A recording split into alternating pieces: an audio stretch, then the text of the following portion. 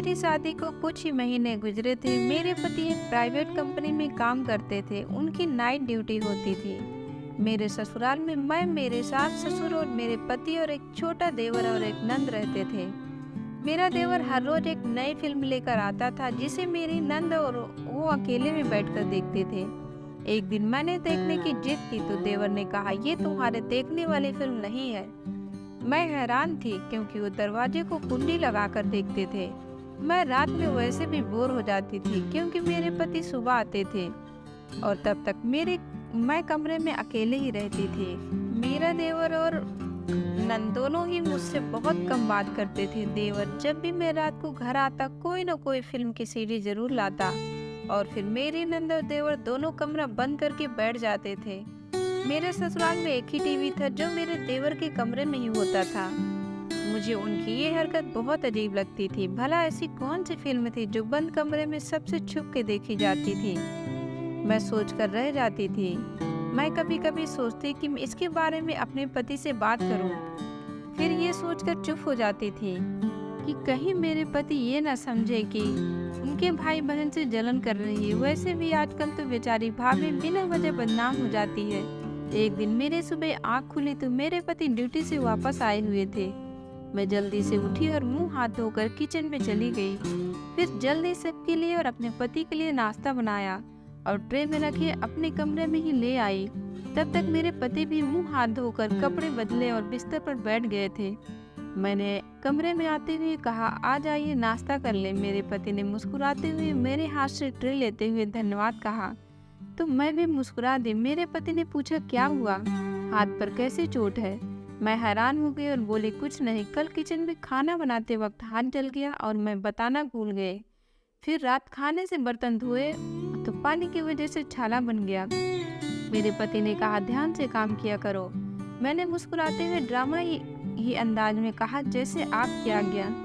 मेरे पति ने कहा, छोटे को कहा करोगे तुम्हारे घर के कामों में मदद किया करे।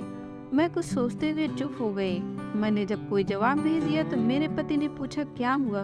मैं बोली, आपकी बहन तो सारा दिन अपने कमरे में रहती है और रात होते ही आपका भाई आ जाता है। फिर दोनों कमरा बंद करके ही बैठे रहते हैं, वो मुझसे बात तक नहीं करते, तो मैं काम कैसे कहूँ? मेरे दिल में आई बात फौरन अपने पति को बता दी। मेरे पति ने सोचते हुए जवाब दिया, चलो मैं खुद कह दूंगा। मैंने अपने पति से कहा, अच्छा अभी आप नाश्ता करके आराम कीजिए, क्योंकि मैं जानती थी कि वो थके हुए आए होंगे। मेरे पति ने कहा, तुम भी नाश्ता कर लो, ठंडा हो रहा है। फिर हम दोनों ने एक साथ बैठकर नाश्ता किया। उसके बाद मैं कमरे की लाइट बंद कर दी और बर्तन समेटे किचन में आ गए और अपने कामों में लग गए। फिर अभी हाल का झाड़ू पोछा करके थकी हुई सांस लेने के लिए 2 मिनट हाल में रखे चारपाई पर बैठे थे कि मेरी नंद आ गई। भाभी नाश्ता बना दो, उसने तेज अंदाज से कहा। मेरे नंद के बात करने का अंदाज ऐसा था जैसे सामने वाला उसका नौकर हो और वो मालकिन हो। मुझे शुरू से उसका व्यवहार बहुत अजीब लगता था, लेकिन मैं कहती किससे अगर अपनी सास से कहती तो वो कहती कि मेरी बेटी से बहस कर रही है। मैं घर का माहौल खराब ना हो इसलिए चुप रहती थी। मैं चुपचाप किचन में आ गई। मैंने नाश्ता बनाकर अपने नंद के सामने रख दिया। तब तक मेरा देवर भी उठ गया था। फिर मैंने उसको भी नाश्ता बना कर दिया और अपने कमरे में आ गई। मैं अपने देवर के सामने बहुत कम जाया करती थी क्योंकि मुझे उसकी नज़रें बहुत अजीब लगती थी। मैं कमरे में आकर बिस्तर पर बैठ गई। मेरे हाथ में बहुत दर्द उठ रहा था, मेरी आंखों में आंसू भर गए थे। इतने में मेरे पति की आंख खुल गई। मेरे पति ने फिक्रमंदी से पूछा, क्या हुआ?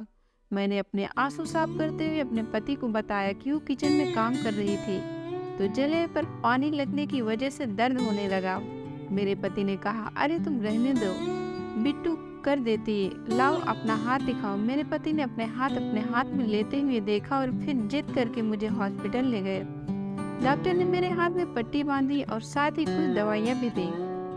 हॉस्पिटल से मैं घर आ गई तो घर वैसा का वैसा ही पड़ा हुआ था। नाश्ते के बर्तन जो मैं अपने नंद और देवर को दिए थे वैसे ही हॉल में रखे टेबल पर पड़े हुए थे।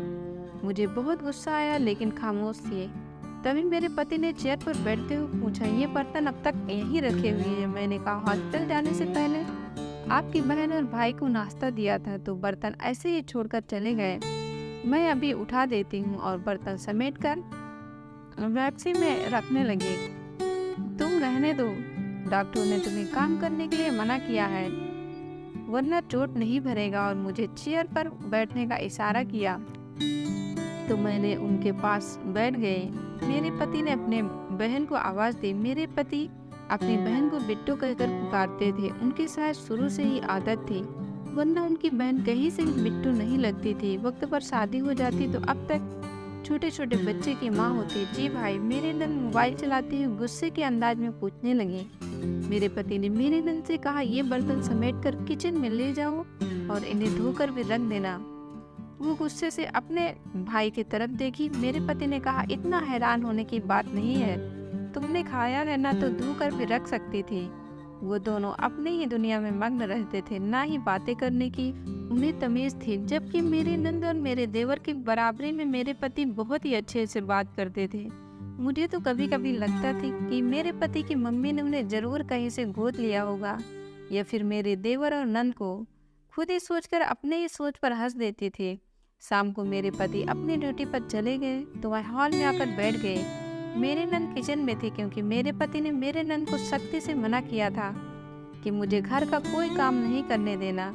अपने भाई की बात मानते हुए आज वो किचन में खाना बना रही थी। कुछ ही देर बाद दरवाजे पर दस्तक हुई। कौन है? मैंने दरवाजे के पास जाते हुए पूछा। भाभी, मैं। मेरे देवर ने कहा तो मैंने दरवाजा खोल दिया। फिर मेरा देवर घर में दाखिल हुआ तो सीधा मेरे नंद के कमरे में चला गया।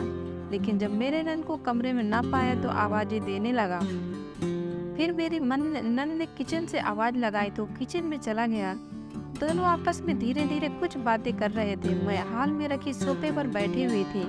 मुझे उनकी आवाजें सही से सुनाई नहीं दे रही थी। फिर अचानक मेरे देवर का फोन बजने लगा। वो कोई सीडी मेरे नंद को दिया और फोन कॉन से लगाए घर से बाहर निकल गया। मेरे नंद ने खाना पकाते हुए वो सीडी वही किचन में रख दी। मैं किचन से बाहर रखी टंकी से पानी ले रही थी, लेकिन मेरी नज़र इन दोनों पर ही थी। मैं किचन में आ गई और मेरी नंद सब्जियां काट रही थी। मैं उनसे बातें करने लगी। वो मुंह बनाए कुछ बातों का जवाब देती, कुछ को इग्नोर कर देती। मैंने उसकी नजरों से बचकर वह सीडी अपने पल्लू में छिपा ली। मैं किचन से बाहर निकलने लगी थी कि वो सीडी मेरे पल्लू से निकलकर जमीन पर गिर गई। मेरी नंद ने फौरन मुझे देखा। मैंने अनजान बनते हुए पूछा, ये सीडी कहाँ से आई है?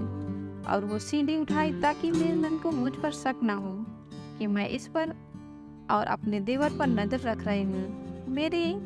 ये मेरी है, मुझे दीजिए। मेरी नंद झट से मेरे हाथ से वो सीडी छीन ली और जल्दी से वो सीडी लेते हुए अपने कमरे में चली गई। सबने खाना खा लिए तो मेरी नंद और मेरे देवर ने हमेशा की तरह अपने कमरे में कोई फिल्म लगा ली थी और दरवाजे को कुंडी लगा दी थी। मैं बोर होते हुए अपने कमरे में चक्कर काट रही थी। फिर अपने घर पर फोन मिलाकर बातें करने लगी और फिर पता ही नहीं चला कि कब आँख लग गई। अगले दिन मैं सुबह उठकर हमेशा की तरह काम में व्यस्त हो गई। फिर काम पूरा करके कमरे में आई तो मेरे पति ने कहा कि जब तक मेरा हाथ ठीक नहीं हो जाता मैं अपने मायके चले जाऊं, ताकि मुझे आराम मिले और हाथ जल्दी से ठीक हो जाए।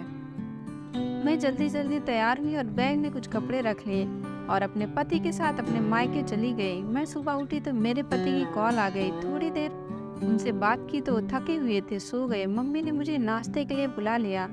मैं नाश्ते के लिए हॉल में आ गई। मम्मी टेबल पर नाश्ता लगा रही थी। फिर हम सब ने एक साथ नाश्ता किया। मैं धीरे से बर्तन समेटने लगी। मेरी बहन ने मुझसे कहा, अरे दीदी बैठे रहो, ये काम तो मैं कर लूँगी। मैंने कहा, वहाँ भी तो करती हूँ ना, यहाँ भी कर लूँगी। मेरी बहन ने मुस्कुराते हुए कहा, नहीं कोई ज़रूरत नहीं है, आराम के लिए आई हूँ तो आराम करना, वरना जीजा जी क्या कहेंगे। मेरी सास और साली ने मेरी पत्नी को आराम भी नहीं करने दिया और मेरे हाथ से बर्तन लेकर किचन में चली गई। मैं अभी वहीं ऐसे ही बैठी हुई थी कि अचानक दरवाजे पर दस्तक हुई। मैंने पूछा, तब मालूम हुआ कि मेरी दोस्त थी जो हमारे गांव में रहती है। उसे मेरे आने की खबर मिल गई थी। वो मुझसे मिलने आ गई। मेरी दोस्त ने मुझसे गले मिलते हुए मुझसे पूछा, कैसी हो? बिल्कुल ठीक हो, तुम सुनाओ। मैंने मुस्कुराते हुए पूछा। उसने कहा, मैं ठीक हूँ। मैंने उसे हाल में रखे सोफे पर बैठने को कहा तो बैठ गई। फिर मैं भी उसके साथ बैठी। मेरे दोस्त ने मुंह बनाते हुए कहा, तुम तो भूल गई। मैंने कहा, बस यार, शादी के बाद इंसान घर के जिम्मेदारियों में बन जाता है। वो हंसते हुए बोली, दूल्हे भैया के रुकने के लिए कैसे भेज दिया? किचन से निकलते हुए मम्मी बोली, तो इसका हाथ जल गया था ना, इसलिए आराम करने के लिए आई है। वरना अब भी उसे अपनी मम्मी की कहाँ याद आनी है। मैंने मम्मी को गले लगाते हुए कहा, मेरी प्यारी मम्मी अब बस करें। मम्मी ने हंसकर कहा, तुम दोनों बैठकर बातें करो, और खुद दोबारा किचन में चले गए। फिर मैं और मेरे दोस्त हम दोनों पुरानी बातों में गुल हो गए। मेरी दोस्त ने कहा, तुम्हें याद है एक पिंकी आंटी हमारे गांव में रहती थी और उन्होंने अपने पति के मरने के बाद मास्टर चाचा से शादी कर ली थी। मैंने कहा, हाँ मुझे याद है, लेकिन क्यों, क्या हुआ? मेरे दोस्त ने बताना शुरू किया कि पिंकी आंटी ने जब मास्टर चाचा से शादी की थी तो उससे पहले मास्टर चाचा का एक बेटा था जिसके बारे में हमेशा गांव में सुनते रहते थे। किसी न किसी से झगड़ा हो गया। मैंने कहा, ये सब बातें तो मुझे याद है, मुझे तो शुरू से ही मास्टर चाचा का बेटा खतरनाक लगता था। मेरे दोस्त ने कहा, तुम्हें पता है अभी कुछ दिन पहले क्या हुआ? एक दिन पिंकी आंटी उस लड़के के कमरे में चली गई तो उन्होंने देखा कि वह अपने कमरे में बैठा मोबाइल पर लड़कियों की फोटो देख रहा था। उस लड़के को जैसे ही मालूम हुआ कि पिंकी आंटी ने उसे देख लिया, वो उसे डरने की बजाय पिंकी आंटी को धमकियां देने लगा कि उन्होंने अगर किसी को भी यह बात बताई तो उनके साथ अच्छा नहीं करेगा। लेकिन फिर भी पिंकी आंटी ने चाचा को बता दिया। उन्होंने अपने बेटे को बहुत मारा और वो लड़की गुस्से में घर छोड़ दिया। एक दिन पिंकी आंटी ने किसी काम से घर से बाहर गई थी। उनके पहले पति से उनकी जो बेटी थी उस लड़के ने पकड़कर उसके साथ जबरदस्ती कर ली। उनकी बेटी उसी वक्त से पागल सी हो गई और वो लड़का तभी से फरार है। बेचारी पिंकी आंटी बहुत रोती हैं। मैं तो ये सुनकर हैरान रह गई। मैंने अपनी दोस्त से कहा, मुझे यह सुनकर बहुत अफसोस हो रहा है। तो फिर थोड़ी देर बाद मेरी दोस्त अपने घर चली गई, लेकिन मेरे दिमाग से ये बातें नहीं निकल रही थी। फिर वे अपनी दोस्त के साथ पिंकी आंटी के घर चली गई। मुझे उन्हें देखकर बहुत दुख हो रहा था। जवान बेटी का पागल होना उनके लिए बहुत बड़ी दुख की बात थी। मैं उनको कुछ दिन पहले ही देखी थी। वो इस वक्त क्या से क्या हो गई थी। फिर मैं घर आ गई। कुछ दिन मायके रुकने के बाद मेरे पति मुझे लेने आ गए और मैं उनके साथ घर आ गई। मेरा हाथ भी अब बिल्कुल ठीक हो चुका था। मेरे पति मुझे घर छोड़कर अपनी नाइट ड्यूटी पर चले गए। मुझे पानी की प्यास लगी तो किचन में रखे फ्रिज से पानी लेने चली गई। पानी की बोतल और गिलास लिए अपने कमरे में आ ही रही थी कि मेरा देवर नंद के कमरे के सामने से हुआ, क्योंकि किचन और मेरे कमरे के बीच मेरे नंद का कमरा था। मुझे कमरे से कुछ आवाजें आ रही थी, लेकिन आवाज इतनी धीरे थी कि मैं सही से सुन नहीं पा रही थी। मैंने दरवाजे पर कान लगाते हुए सुनने की कोशिश की तो मैं दंग रह गई। मुझे ऐसा लगा कि किसी ने टीवी पे किसी रोती हुई लड़की की पक्की वीडियो लगाई हुई है। मैं कुछ और सुनने की कोशिश कर रही थी। इससे पहले मेरे हाथ से गिलास गिर गया। मैं गिलास उठा ही रही थी, मेरे देवर ने दरवाजा खोला और गुस्से से पूछा, यहाँ क्या कर रही हो? मैंने जल्दी से कहा, पानी लेने आई थी। अपने कमरे में ही जा रही थी कि गिलास गिर गया। मैंने कमरे में झांक कर देखा तो मेरी नंद बिस्तर पर बैठी हुई थी, जिसे देखकर लग रहा था वो मुझे देखकर घबरा गई हो। उस कमरे से अजीब आवाजें आ रही थी। मेरे नंद ने मुझे देखकर फौरन टीवी बंद कर दिया। अब खड़े क्यों हो, जाओ अपने कमरे में, मेरे देवर ने कहते हुए मेरे मुंह पर ही दरवाजा बंद कर दिया। अजीब बदतमीज है। मैं मुंह में बड़बड़ाती हुई अपने कमरे में आ गई। बैठी ही थी कि मेरे पति की कॉल आ गई। कुछ देर उनसे बात करने के बाद मैं भी सोने के लिए लेट गई। बार बार मेरे दिमाग में अपने दोस्त की बात घूम रहा था। क्या सच में ऐसा हो सकता है कि मेरी नंद और देवर भी कोई गंदी फोटो या वीडियो देखते हों, तभी तो मुझे नहीं आने देते? वरना ऐसी कौन सी फिल्म हो सकती है जिसको सबसे छुप कर देखी जाए? लेकिन ये तो कितना बड़ा पाप है ना। लेकिन क्या सच में ऐसा ही है? ये सब मेरा वहम है, लेकिन ऐसी कोई बात ना होगा। इन दोनों की आदत ही ऐसी है जो सबसे अलग रहने की, तभी वो मुझसे ज़्यादा बात घुलते मिलते नहीं हैं और इसलिए यह मुझे अपने साथ फिल्म नहीं दिखाते। लेकिन अब मेरे दिल में बहुत सवाल बैठ गए थे और मुझे समझ नहीं आ रहा था क्या करूं। ये सब बातें सोचते सोचते मेरा सर दर्द करने लगा था। मैं नींद की दवा ले ली और सो गई। सुबह उठी तो हमेशा की तरह वक्त पर मेरे पति नाइट ड्यूटी से घर वापस आ गए थे। ड्यूटी से उनके आने पर मेरी आंख नहीं खुली थी। मैं अपने पति को चादर उड़ा दी और स्नान करने चली गई। नहा धोकर तैयार हो गए और नाश्ता बनाने के लिए किचन में आ गई। नाश्ता बनाया तब मेरे पति भी उठ गए थे। मैंने साथ ही दोनों के लिए नाश्ता बनाया और ट्रे में रखे। कमरे में आ गई और मेरे पति नाश्ता कर रहे थे, लेकिन मैं अब तक इनकी बातों में उलझी हुई थी। मेरे पति ने पूछा, कहाँ गुम हो? तो मैंने सोचा उन्हें सारी बात बता दूं। लेकिन ये सब मेरा वहम हुआ। तो मेरे पति मेरे बारे में क्या सोचेंगे कि मैं उन्हें उनके भाई और बहन के बारे में कितने गलत सोच रही हूँ। मुझे पहले सब कुछ पता करना होगा, फिर किसी से कहूँगी। मैंने दिल में सोचा और कुछ नहीं कहा। नाश्ता करने लगे। अगली रात मैं उनके आने से पहले उनके कमरे में छुपकर बैठ गई, क्योंकि अब मुझे सारी सच्चाई जाननी थी। कुछ ही देर बाद मेरा देवर नंद कमरे में दाखिल हुए और हमेशा की तरह उन्होंने दरवाजे पर कुंडी लगा ली थी। मैं खामोशी से बैठी हुई थी। मेरे देवर ने अपनी जेब से एक सीडी निकाली और लगाई। मैं फिल्म शुरू होने का इंतजार कर रही थी। क्या ये सब सच है या फिर मेरा वहम है, अब सब मालूम हो जाएगा। लेकिन जैसे उन्होंने फिल्म लगाई तो मैं देखकर अपने ही सोच पर शर्म से पानी पानी हो गई। वह फिल्म तो कोई फिल्म नहीं बल्कि किसी जगह की रिकॉर्डिंग थी। देखने से मालूम हो रहा था कि कोई छोटा सा कमरा है जिसमें एक दरवाजा और एक खिड़की नजर आ रही थी। उसमें बहुत सारे बच्चे थे जिन सब की उम्र महज 5 साल से 16 साल तक की थी। उसमें लड़के लड़की दोनों थे और वो एक कमरे में पड़े हुए थे। उन्हें देखने से ही मालूम हो रहा था कि जैसे उन्हें बहुत दिन से पकड़कर यहाँ रखा हुआ था। इनमें से एक लड़की बहुत ज़्यादा रो रही थी और साथ ही साथ कह रही थी कि उसकी माँ बीमार है और वो मेरा इंतजार कर रही होगी। वो लड़की लगभग 16 साल की थी। उसके आवाज़ में मैं पहचान गई थी। जिस दिन मैंने कमरे के बाहर आवाज़ें सुनी थी, इसी लड़के के थे। मैं ये सब देखकर दंग रह गई थी। मेरा देवर मैंने इतने घटिया थे। वो इतना गिरा हुआ काम करते थे। दोनों ने बच्चे पकड़कर कैद करते थे। मेरे नंद के पास किसी का फोन आया, उससे बातें करने लगी। शायद बच्चे को दूसरी जगह भेजने वाले थे। मेरे देवर ने कहा कि कल सारे बच्चों को मुंबई में सप्लाई कर देंगे ताकि दूसरे बच्चों को रखने की जगह बने। और फिर थोड़ी देर बाद वो दोनों सो गए। मैंने बिना आवाज के कमरे से निकली और अपने कमरे में आ गई। वो सब देखकर मेरा दिमाग ही घूम गया था। कुछ समझ नहीं आ रहा था मैं क्या करूं क्या नहीं। मुझे उन सब बच्चों को बचाना था। मैं सारी रात कमरे में टहल कर जागती रही। जब सुबह हुआ कुछ देर बाद मेरे पति घर आ गए।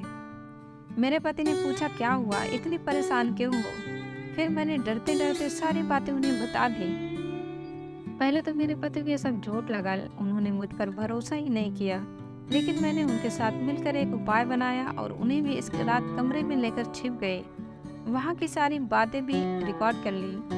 मेरा पति तो इसी वक्त उनके सामने आ गए और उनके अपने सामने देख मेरे नंद और देवर के होश उड़ गए, क्योंकि मैंने और मेरे पति ने उनकी सारी सच्चाई रिकॉर्ड कर ली थी।